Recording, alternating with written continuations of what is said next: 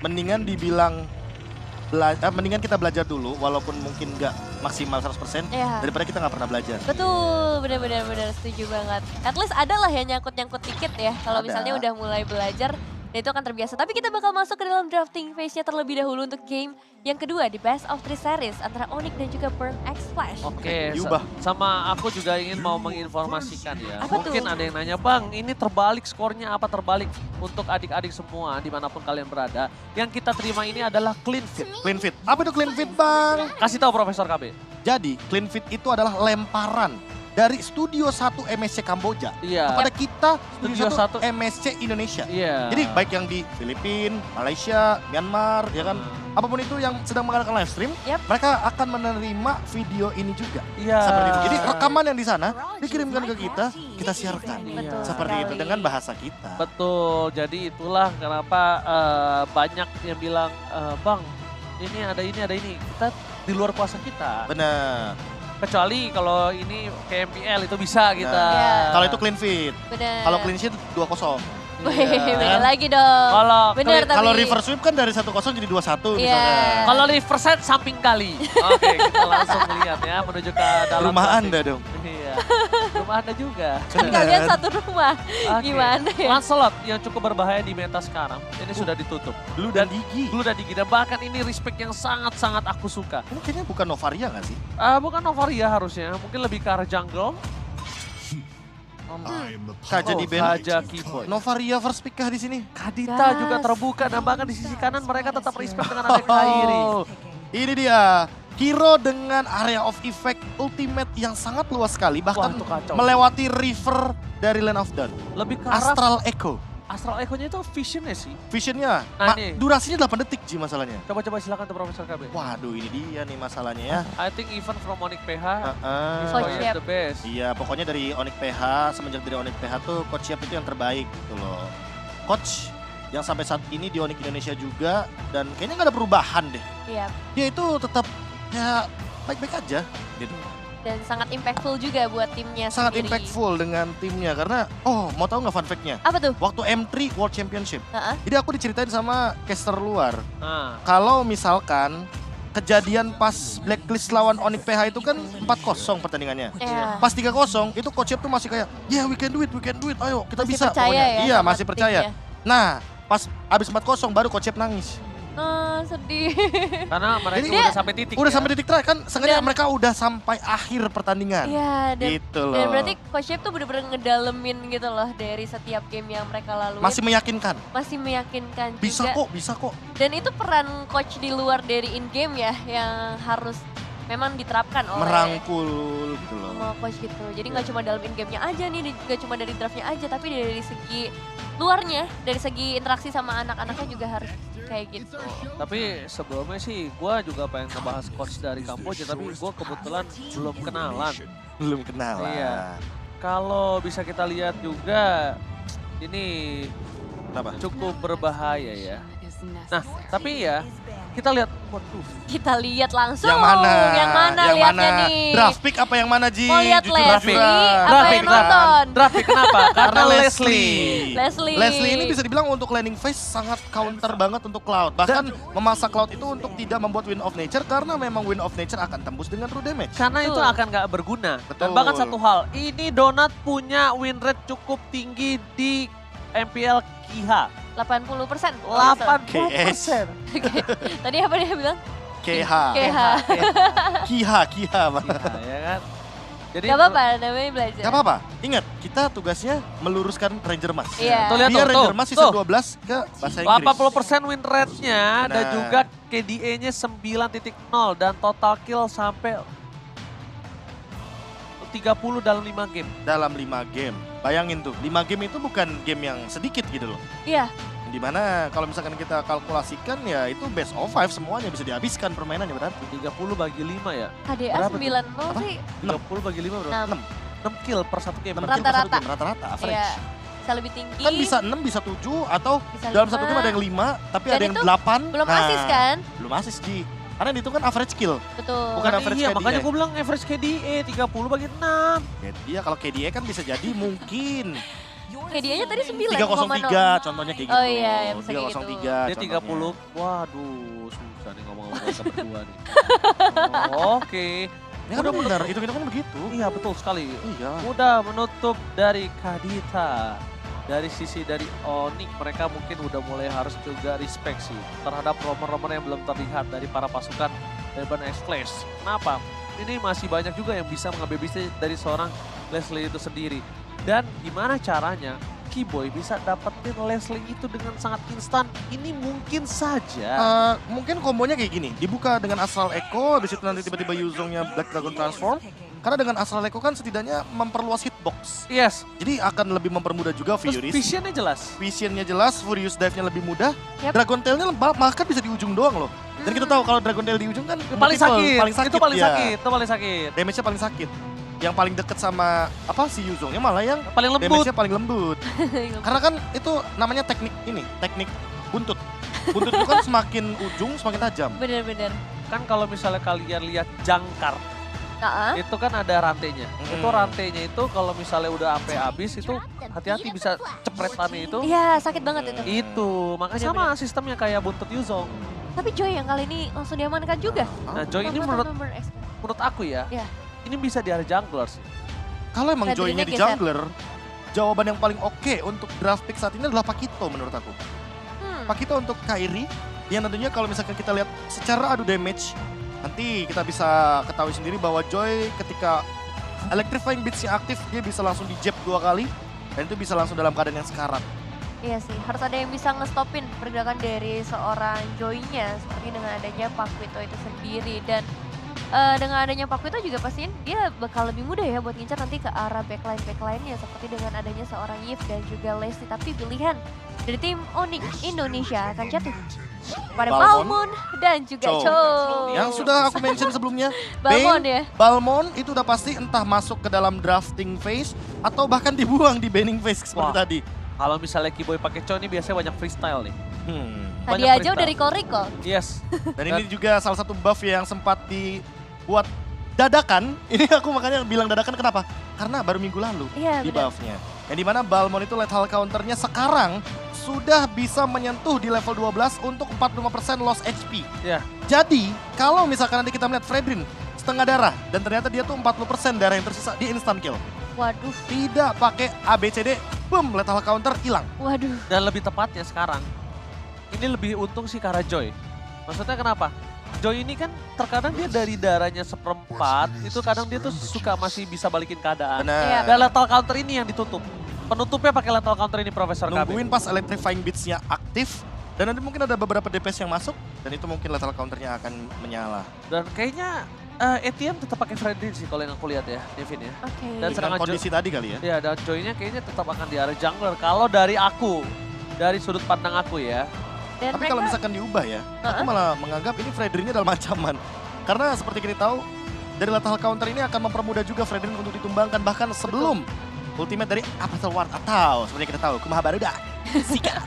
Kumaha Barudak. karena nggak sempet nantinya ya untuk nge-reveal dengan Iya. adanya spell fam-nya dia keburu kena lethal counter juga dan mereka tutup iya. dengan Kufra tadi. Animation case-nya mungkin yang berbeda. Dan Yes. Kufra ini bisa dibilang menjadi jawaban juga untuk setup yang akan dibuatkan oleh Novaria dari Suns. Karena seperti yang kita ketahui di sini ada Chow, berarti tugas dari Chow adalah memisahkan bagaimana Kufra dengan setupnya atau kalau bahasa gampangnya pick off Kufranya secepat mungkin. Alright, dan ini dia game kedua. Di mana Onyx Indonesia masih melawan dengan Burn X Flash depan sana Keyboy. Wow, hati-hati di early game udah terkena sedikit poking damage dan jangan lupakan Donat. Ini dari early udah harus di pressure abis-abisan nih Nevin. Iya, karena balik lagi ya sama seperti dengan penggunaan seorang Kari. Kalau misalnya early-nya dibebaskan kayak tadi, damage-nya bakal benar-benar mengerikan ketika masuki ke area mid game dan juga late game. Dan kalau bergeser ke sisi XP lane-nya kali ini antara dengan adanya ATM dan juga seorang Bus yang dimana Joy-nya akan berada di sisi XP. Dan bahkan ternyata Joy-nya di XP karena dia mau ingin mengandalkan vengeance-nya. Lebih ke arah vengeance-nya yang akan diandalkan. Di depan sana, Donat di babysit, dapetin gold buff. Dan bahkan dari cewek juga bisa kita bilang, early game-nya dari seorang Cloud ya tidak bisa apa-apa. Selain hanya untuk bisa melakukan poking damage, lihat. Menabung mungkin ya Menabung dengan aja bisanya. Avaris yang ia miliki. emblem yang kita ketahui sendiri juga mempermudah Cloud. Yang mungkin nanti di tanggal 27 Juni akan kita kangenkan ya, Cloud dengan emblem ini. Dan yang berbeda dengan game sebelumnya mungkin ya kalau kita ngeliat di game kali ini adalah pergerakan dari seorang Kiboy yang langsung menuju ke area top lane. Berbeda ketika dia menggunakan Arlott ya, itu agak susah kalau mau nge-babysit ke arah gold lane. 2 kali permainan, 2 kali babysit untuk Donut. Yang dimana di Seven kali ini bedanya itu bukan hero cover tapi hero setup. Dan itu PR-nya dia, bagaimana cara ia untuk memanfaatkan Tyrant Revenge yang mungkin bisa ia lontarkan berkali-kali kepada Kiboy. Tapi jangan lupakan juga bahwa Kiboy ia memiliki Shunpo, sehingga bisa saja hal tersebut di-immune dan dengan mudahnya bisa di-counter dengan menggunakan Jet Tornado. Alright. Tapi melihat ada clear minion yang sangat cepat dari seorang Suns ini membuat dirinya mendapatkan level 4 lebih cepat. Dan lihat rotasi yang terjadi dari arah bottom lane. Udah ada Kairi di depan sana, tapi ini ada sedikit pertanyaan buat aku. Kairi tidak tercover oleh siapapun. Dan bahkan sedangkan ini di sisi sebaliknya, ada 4 player dari Burn X di sana yang memungkinkan Kairi ini akan menjadi korban bulan-bulanan warga. Oke, Kiboy bakal coba untuk maju. Ini udah ada satu covering yang datang, begitu juga dengan adanya seorang boost. Tapi masalahnya Kairi benar-benar diharas sih sampai ke bagian belakang. Petrifa yang tadi buka dan juga Vengeance kali ini mengincar ke arah seorang ATM. Tapi cuma tetap bisa ngedapetin ke arah turtle-nya. Yes, dari mulai posisi 1 berbanding 4 aja, aku ngeliat ini agak cukup sulit untuk seorang Kairi dapetin turtle. Dan bahkan di ada top lane, first blood didapatkan oleh seorang Suns dengan sangat instan. Dia tembak depan muka Profesor Kami dan Nevin. Dia udah tahu sih kayaknya, ada 4 pemain yang melakukan movement ke arah turtle sehingga ketika memaksakan team fight 4 lawan 4 tanpa adanya pertukaran sama sekali, yang ditargetkan hanyalah turtle-nya. Tapi dengan rotasi Suns barusan, ia mengincar ke arah Donut dan mungkin Donut pun gak expect bahwa dengan 726 magical damage yang begitu tinggi dari Astra Recall ini benar-benar powerful banget di early game. Bahkan di jarak secepat itu, sedekat itu.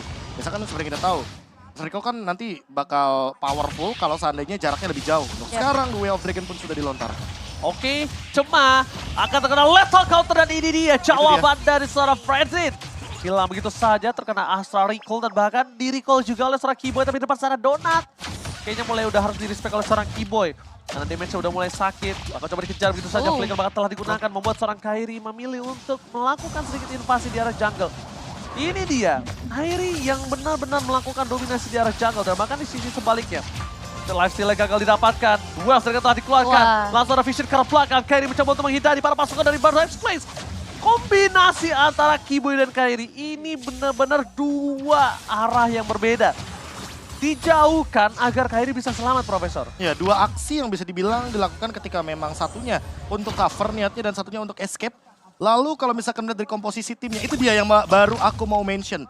Dengan adanya 1 buah clock yang diamankan terlebih dahulu oleh Kairi, ia ingin menuju ke arah Radiant Armor. Karena dia udah sadar, oke di sini ada ATM dengan Joy, magical damage tentunya, DPS juga, ada Yves. Jadi dua-duanya dalam bentuk damage per second. Membuat nantinya agar Radiant Armor ini bisa menjadi jawaban utama. Dan salah satu penangkal dari magical damage yang di early game sangat-sangat mematikan bagi sosok Balmond yang minim escape-nya. Ya, turtle-nya udah mulai muncul juga. Kali ini dengan adanya seorang Kiboy yang akan mencoba untuk memberikan gangguan. The Way of Dragon sudah mulai masuk, tapi cuma masih berhasil ngedapetin ke arah turtle-nya. Si Cat kali ini mendapatkan juga ke arah seorang Kairi kerugian. Lagi-lagi bisa dibilang ada di tangan teman-teman dari tim Onyx. Tapi somehow mereka bakal coba untuk melakukan pertukaran lainnya di area mid lane karena masih berkumpul juga 3 pemain. Namun dengan adanya Choi yang sudah bernyanyi, sepertinya agak sulit untuk menghindari damage yang masuk dan menjadi double kill di tangan dari seorang Cema. Cema tadi lihat press ward-nya pas banget di atas kepala Kairi, dipentung asal-asalan.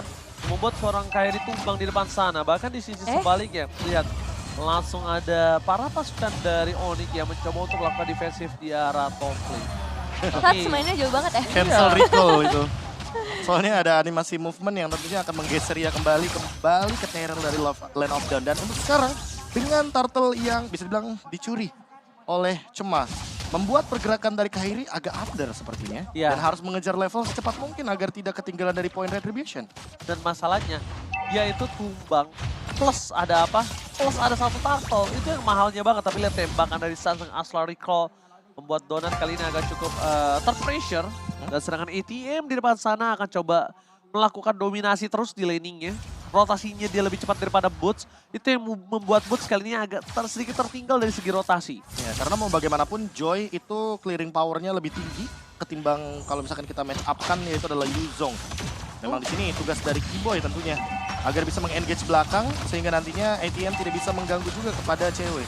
Oke, di Seven sepertinya bakal coba untuk diamankan, tapi nyatanya lethal counter gagal untuk bisa connect langsung menuju ke arah serangan di Seven. Sementara itu dua pemain lainnya Donut dan juga Sikat masih berhasil selamat. Padahal tadi udah ada sebuah inisiasi yang dibuka oleh seorang Keyboy, tapi sayangnya juga terlalu jauh ya tendangannya masuk sampai ke area semak-semak dan gak bisa di backup lebih lanjut lagi oleh seorang cewek. Double flicker itu tadi Double dua-duanya. flicker soalnya. Donut flicker, Keyboy flicker, jadi push sejauh itu.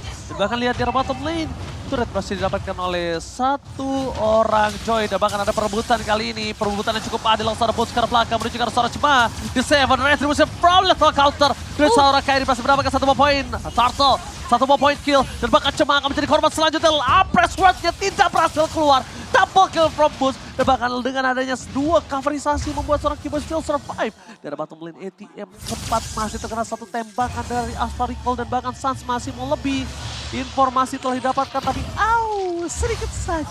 sedikit saja berhasil bisa ditumbangkan Evin. Tetap direlakan ya untuk kembali ke arah base dari seorang IATM-nya sendiri. Dan keunggulan mulai terlihat dengan adanya turtle yang diamankan, terlihat juga dari segi itemization-nya, di mana kali ini cewek udah ngamen sampai ke area Golden Staff. Item power untuk seorang Cloud juga. Iya, apalagi dia punya tough boots, jadi nanti kalau seandainya agak sedikit ada cancellation daripada Fredrin ya, ketika dia menggunakan Blazing Duet itu bisa di-handle.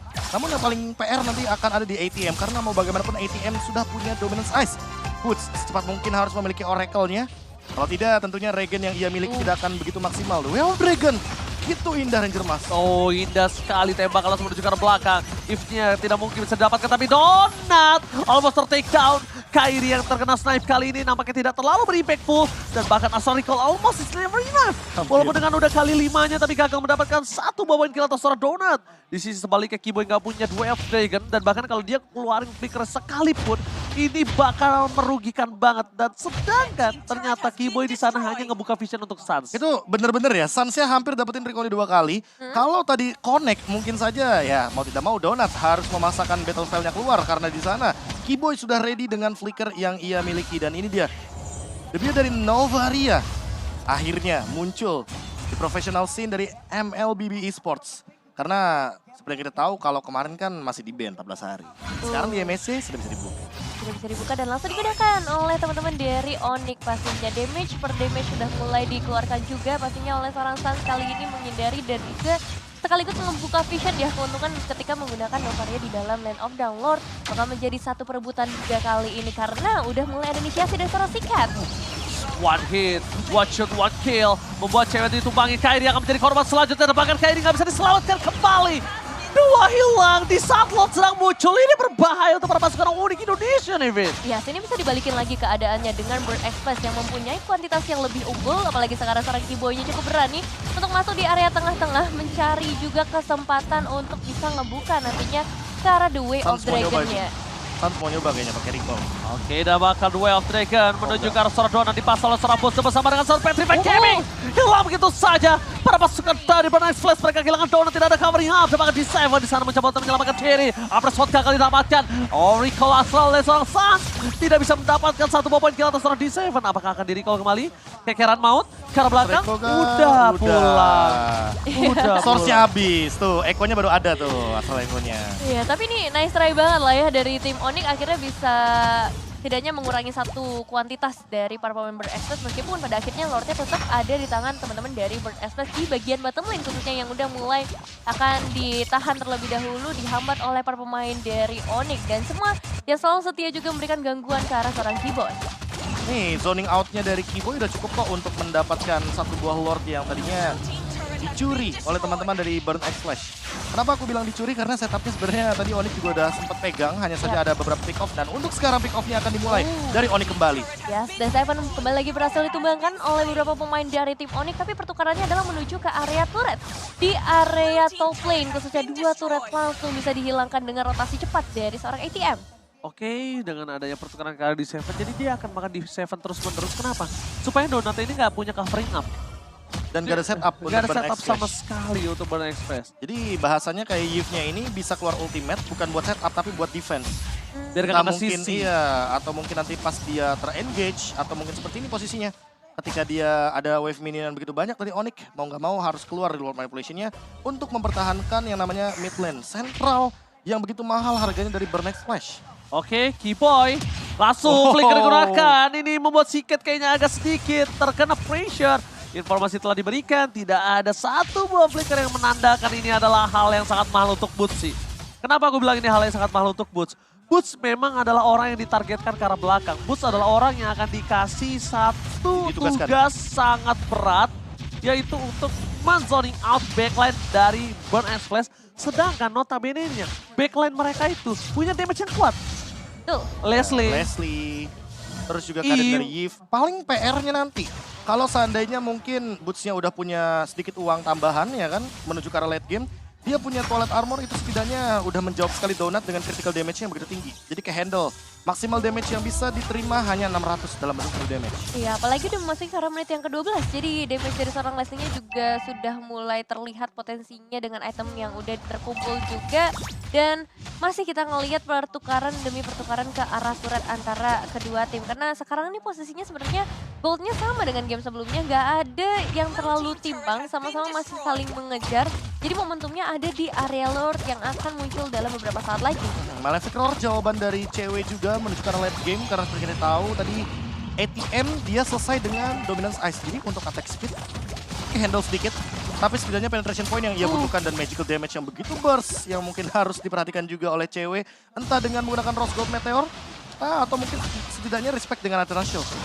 Aku sih lebih ke arah item defense sih menurut aku ya. Aku lebih sukanya prefer ke arah sana. Karena bisa kita bilang di sini cukup burst juga damage yang diberikan dari ATM. Wave Dragon dikeluarkan, tidak ada following up damage. Dan bahkan Keyboy tidak disambut dengan apapun di depan sana. Para pasukan dari Burnex Flash yang bahkan berhasil mendapatkan seorang Keyboy. Tidak ada following up damage, Boots sedikit terlambat menuju ke belakang. Donut menjadi pilihan utama. Flicker bahkan telah digunakan bersama dengan Petrified Gaming. Hilang begitu saja. Tembakan asal recall from Suns menutup dari hari seorang Donut. Tapi shutdown harus didapatkan oleh para pasukan dari Burn X Flash.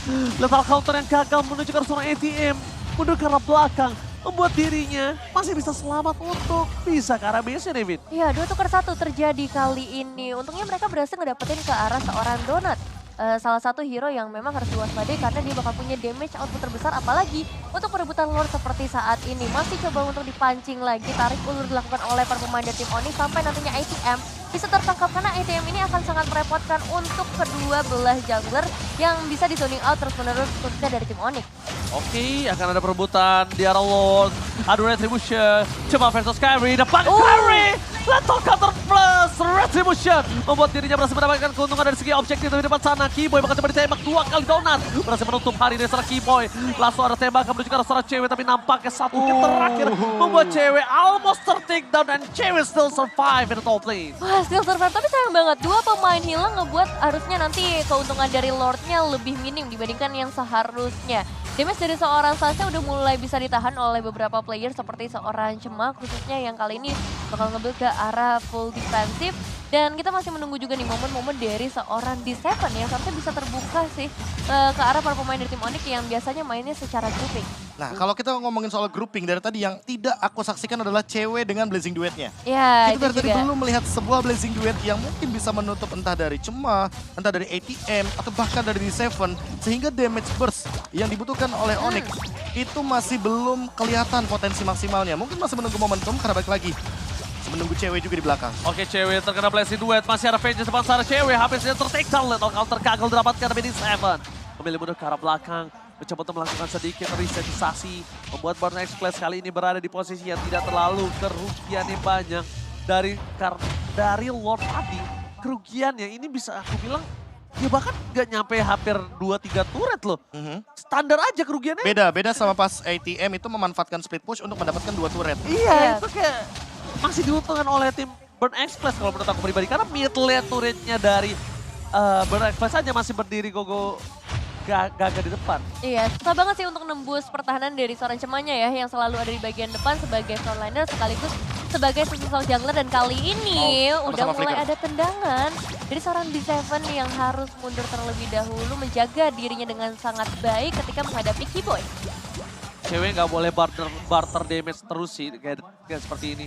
dia selalu maju, dia berani, tapi barter damage yang dia terima itu tidak terlalu worth it kalau menurut aku. Ya, tidak sebanding lah bahasanya. Karena ketika dia melakukan sebuah basic attack dalam maksud poking damage, seharusnya mungkin yang bisa didapatkan adalah musuhnya setengah darah atau setidaknya musuhnya keluar battle spell. Ya. Tapi di posisi seperti ini malah ceweknya yang dalam ancaman, entah Purify-nya ia harus paksa keluarkan atau mungkin dia harus mundur dengan BMI Battle Mirror Image agar dia tidak terkena damage yang begitu tinggi.